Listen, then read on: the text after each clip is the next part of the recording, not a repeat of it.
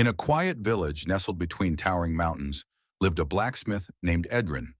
From a young age, he admired the way his father shaped raw metal into strong tools and elegant weapons. Determined to be just as skilled, he trained for years. But no matter how much he worked, he felt like he wasn't improving. One evening after a long day at the forge, Edrin sat on a wooden bench, watching the sun dip below the mountains. His hands were calloused, his arms ached, and yet his work never seemed as flawless as his father's.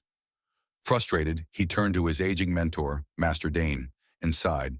"Master," Edrin said, "I've been hammering iron for years, but my blades are still not as sharp as yours. My tools not as strong. What am I doing wrong? No matter how hard I strike, nothing seems to change."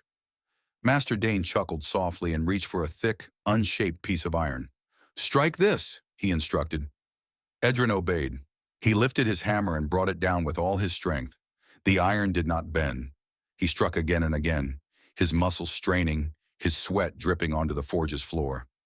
Yet the iron remained the same, unyielding, unshaped.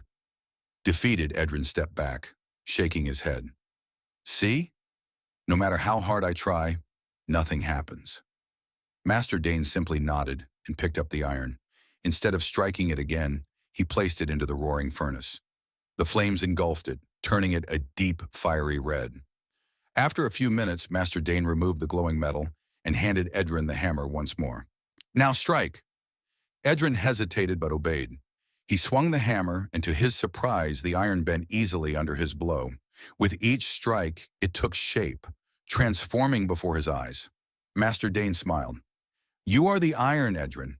Every struggle, every failure, every challenge is the fire that heats you. You feel like you are not changing because you are still in the early stages. But with each lesson, with each hardship, the fire of experience is shaping you." Edrin stared at the metal, realization dawning upon him.